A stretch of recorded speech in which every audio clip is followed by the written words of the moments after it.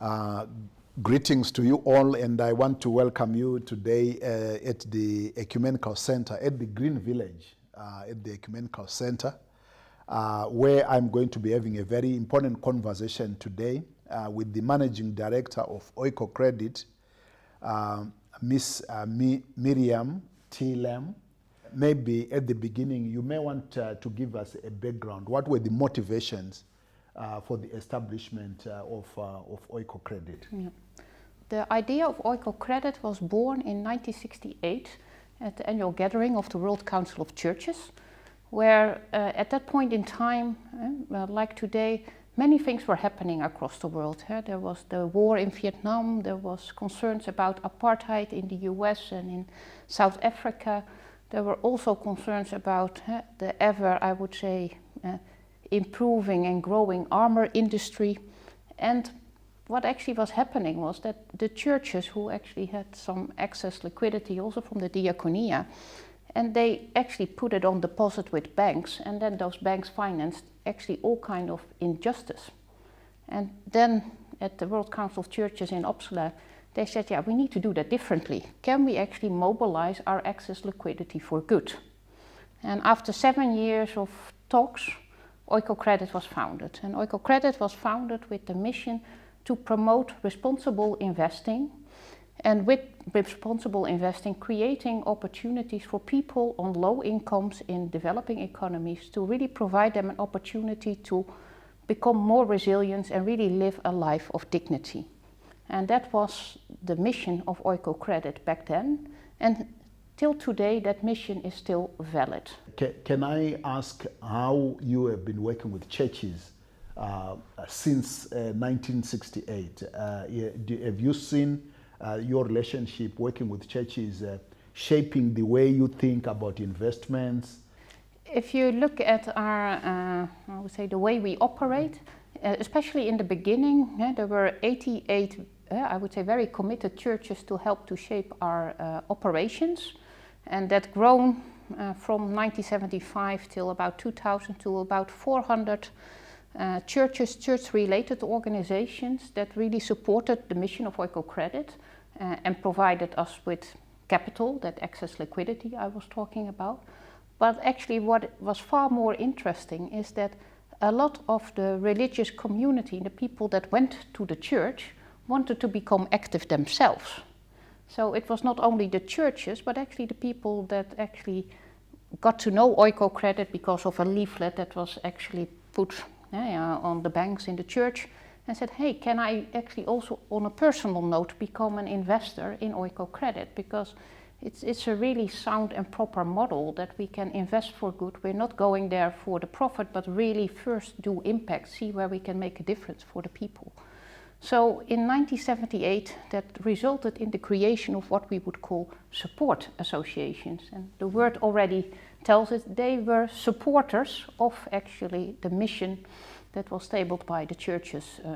And today we have about 45,000 private individuals that support the mission of Oikocredit with capital. So in that sense, what you saw happening was in the 80s is that more and more private individuals invested in Oikocredit, and the churches invested less. But overall, we were able to grow the capital and also reach more people. So if you look, we started out with 0. We have now about 1 billion of euros at our disposal, and we reach about 50 million people in low-income countries with the work we do together with our 540 partners. Now, but one of the challenges that we are facing today is the climate crisis. It has been observed that one major contribution to the climate crisis is investment, because finances have been put into fossil fuels because they have been profitable over the years. How have you been dealing with your own investment in relationship to the climate crisis? Yeah, if you look at Oikocredit, we first started out to really support microfinance as one of the primary sectors to really generate income from businesses. And in 2004, we established a team that would call a renewable energy team, and an agricultural team, because sustainable agriculture as well as access to energy in a sustainable manner are very important drivers also still from local economies, especially in the global south. So Oikocredit back then thought, yeah, we need to have two specialized teams, one that's really looking at clean energy, not so much at climate yet, and one at creating resilient agriculture and prevent soil depletion, make sure that we have sustainable crop yields. And if you see then how it has developed, those two, I would say, parts in Oikocredit, yeah, they come closer and closer together also because of the climate impact. Because what we observe, every year we conducted for the past 4 years a study where we ask a sample of this 50 million people we reach on what's happening in your life and what is really influencing your income and your resilience and also your savings. And for the past 4 years, those people say to us, and they live on low incomes, 47 to 52% experience effects of climate. So extreme weather is impacting their income. And then of course we ask, what can we do to help you? And then you get different answers for different regions.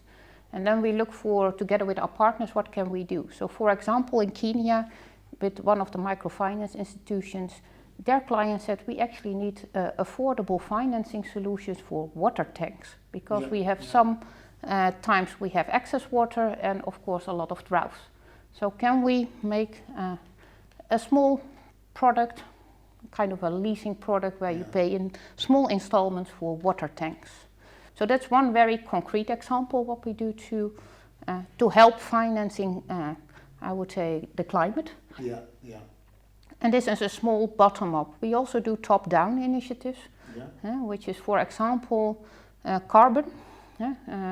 Carbon removal, carbon credits. There is a lot to do about how can we reduce carbon. And then we look at, okay, what might be viable alternatives to finance that really also help, of course, people on low income. And one of those initiatives we support is actually biochar, if that's something that is familiar to you. Biochar is created from the waste of coffee and coca. And a lot of low-income farmers farm coca or coffee or tea, but especially coffee and coca. And normally what they do with the waste is they burn it so it goes up in the air and you have a pollution. And now there is a new technology where actually you use the waste, do a process with it, and from the waste you actually create fertilizer. And that is called biochar. And that biochar can then go back to the farmer, so they deliver the waste to the factory. And the factory makes it into biochar. The biochar goes back to the farmer. They can use it to actually put it as fertilizer on the soil. They need less other fertilizer, so it's, I would say, less expensive for them because they don't need to buy so much fertilizer anymore. It's better for the soil, and it actually also helps to remove carbon. This is quite interesting. I would think that there are many people who would be looking at benefiting or cooperating with you going forward, especially from our member churches. Where do you see possible areas of cooperation, especially with churches? You are born from the ecumenical movement, but how do you see this cooperation growing and more people accessing the resources that you can provide? There are, I think, many ways that churches can be involved with Oikocredit. So either if you have, of course, excess liquidity, you can put it in as an investment in Oikocredit. And then, of course, you get informed on what we do with the money, like the examples I just talked about. But if you are in a vulnerable community active as a church and you want to, I would say, do a pilot with community resilience and climate, then we have a foundation where project proposals can be sent to for a grant. So that's something for churches also to get access to money to really, if that project really helps to foster community resilience, then we can look from the foundation if we can give a grant to pilot such a thing, and if it's successful, and even if you have maybe an idea, it looks like biochar, more project that costs about, say, 500,000 to $1 million, then you can come for investment and financing. Do you also provide capacity training so that you do not end up giving people money but they are not able to use it appropriately? Yeah, no, next to, I would say, financing, we have a very vivid and I would say also broad, what we would call capacity building program, where we provide training and upskilling of people, and that can be where it was like in the early days, in the foundation days, really on financial literacy, so reading how to deal with financing.